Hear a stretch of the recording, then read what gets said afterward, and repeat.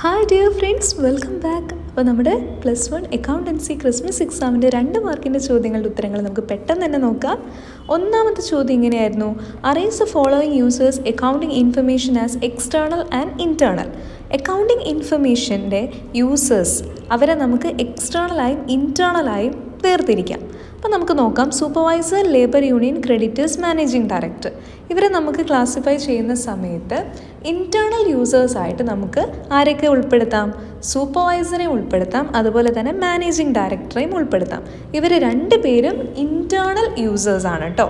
അങ്ങനെയാണെങ്കിൽ external users ആരൊക്കെയാണ്? Labour യൂണിയനും ക്രെഡിറ്റേഴ്സും. വളരെ സിമ്പിൾ അല്ലേ? ഓക്കെ. സോ ഇൻറ്റേർണൽ യൂസേഴ്സായിട്ട് സൂപ്പർവൈസറും മാനേജിംഗ് ഡയറക്ടറും, എക്സ്റ്റേണൽ യൂസേഴ്സായിട്ട് ലേബർ യൂണിയൻസും ക്രെഡിറ്റേഴ്സും. സിമ്പിളാണ്, പെട്ടെന്ന് തന്നെ നമുക്ക് 2 മാർക്ക് കിട്ടും. അടുത്ത ചോദ്യം എന്ന് പറയുന്നത് write a short note on GAAP generally accepted accounting principles. അപ്പോൾ എന്താണ് generally accepted accounting principles? Refers to the rules or regulations adopted for recording and reporting business transactions എന്ന് എഴുതി കഴിഞ്ഞാൽ നിങ്ങൾക്ക് അതിൻ്റെ കംപ്ലീറ്റ് ആയിട്ടുള്ള 2 മാർക്കും കിട്ടുന്നതായിരിക്കും. റെഡി? അടുത്ത ചോദ്യം: what do you mean by imprest amount in petty cash book? Petty cash ബുക്കിലെ ഇംപ്രസ്ഡ് എമൗണ്ട് എന്നതുകൊണ്ട് നിങ്ങൾ എന്താണ് ഉദ്ദേശിക്കുന്നത് എന്നാണ് ചോദിക്കുന്നത്. അവിടെ നിങ്ങൾക്ക് a fixed sum given by the chief cashier to the petty cashier at the beginning of certain period is called imprest amount എന്ന് എഴുതാം. അതായത് ഈ ഒരു പെർട്ടിക്കുലർ പെറ്റി കാഷ്യർക്ക് നമുക്ക് കൊടുക്കുന്ന ആ ഒരു എമൗണ്ടാണ് എന്ത്?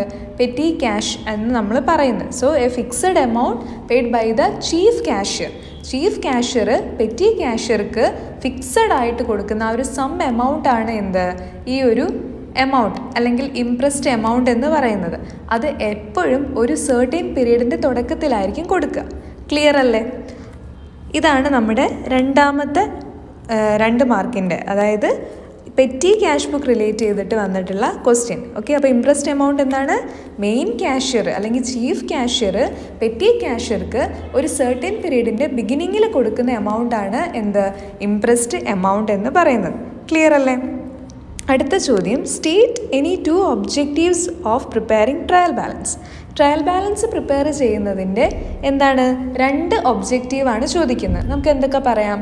To ascertain the arithmetical accuracy of the ledger accounts, to help in locating errors, to help in preparation of final accounts. ഏതെങ്കിലും 2 എഴുതിയാൽ മതി കേട്ടോ. അതായത് ലെഡ്ജർ അക്കൗണ്ട്സിൻ്റെ ആക്യുറസി, കൃത്യത എത്രമാത്രം ഉണ്ടെന്ന് അറിയാൻ വേണ്ടിയിട്ട്, എന്തെങ്കിലും എറേഴ്സ് ഉണ്ടെങ്കിൽ അത് കണ്ടുപിടിക്കാൻ വേണ്ടിയിട്ട്, അതുപോലെ ഫൈനൽ അക്കൗണ്ട്സ് പ്രിപ്പയർ ചെയ്യാൻ ഹെൽപ്പ് ചെയ്യാൻ വേണ്ടിയിട്ടൊക്കെയാണ് നമ്മൾ ട്രയൽ ബാലൻസ് പ്രിപ്പയർ ചെയ്യുന്നത്. അപ്പോൾ അതിൻ്റെ ഒബ്ജക്റ്റീവ്സ് ആയിട്ട് നമുക്ക് അതൊക്കെ എഴുതാം. അടുത്ത ചോദ്യം: briefly describe any 2 causes of depreciation. ഡിപ്രിസിയേഷൻ്റെ കാരണങ്ങൾ എന്തൊക്കെയാണ്? നമ്മൾ ഒരു അസറ്റ് കണ്ടിന്യൂസ് ആയിട്ട് ഉപയോഗിക്കുന്നതിൻ്റെ ഭാഗമായിട്ട് ടയർ ആൻഡ് വെയർ അല്ലെങ്കിൽ വെയർ ആൻഡ് ടിയർ എന്ന് പറയാം, യൂസേജ് എന്ന് പറയാം, യൂസ് എന്ന് പറയാം, പാസേജ് ഓഫ് ടൈം, സമയം കാലം പോകുന്നതിനനുസരിച്ച് ഡിപ്രിസിയേഷൻ ഉണ്ടാവും, ഒബ്സലൻസ് എന്ന് പറയാം, ആക്സിഡൻസ് എന്ന് പറയാം. അപ്പോൾ ഏതെങ്കിലും 2 എഴുതിയാൽ മതി. Wear and tear, use, passage of time, obsolescence, accidents. ഇതിലേതെങ്കിലും 2 എഴുതിയാൽ തേയ്മാനത്തിൻ്റെ കാരണമായിട്ട് നമുക്ക് എഴുതാവുന്നതാണ്. ഈ ഒരു സെഷനിലെ അവസാനത്തെ ചോദ്യം: enumerate the need for preparing bank reconciliation statement. എന്തിനാണ് മക്കളെ ബാങ്ക് റീകൺസിലിയേഷൻ സ്റ്റേറ്റ്മെൻറ്റ് പ്രിപ്പയർ ചെയ്യുന്നത്? It is prepared for reconciling or agreeing the cash book balance with the passbook balance on a particular date. അതായത് ഒരു particular ഡേറ്റിൽ ഇത് രണ്ടും, അതായത് പാസ്ബുക്കും cash ബുക്കും എന്താവണം? തമ്മിൽ എഗ്രി ആവണം, ഒരേ സെയിം ബാലൻസിലോട്ട് അത് വരണം.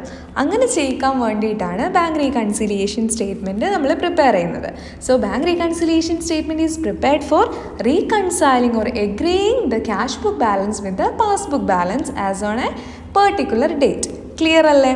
അപ്പോൾ ഇത്രയും ചോദ്യങ്ങളായിരുന്നു നിങ്ങളുടെ +1 അക്കൗണ്ടൻസി ക്രിസ്മസ് എക്സാമിന് 2 മാർക്കിന് ചോദിച്ചിട്ടുണ്ടായിരുന്നത്. അപ്പോൾ ഇതിൻ്റെ ഉത്തരങ്ങളൊക്കെ ഇപ്പോൾ നിങ്ങൾക്ക് ഏകദേശം ഒരു ക്ലാരിറ്റി ഉണ്ടാവുമെന്നാണ് ഞാൻ വിശ്വസിക്കുന്നത്. അപ്പോൾ ഇനി മോഡൽ എക്സാമും പബ്ലിക് എക്സാമൊക്കെ നമുക്ക് തകർത്ത് എഴുതണം, ഉഷാറായിട്ട് എഴുതണം. അപ്പോൾ നമ്മുടെ ചാനൽ മറക്കാതെ സബ്സ്ക്രൈബ് ചെയ്ത് വെക്കുക, നിങ്ങൾക്ക് തീർച്ചയായും യൂസ്ഫുൾ ആയിരിക്കും.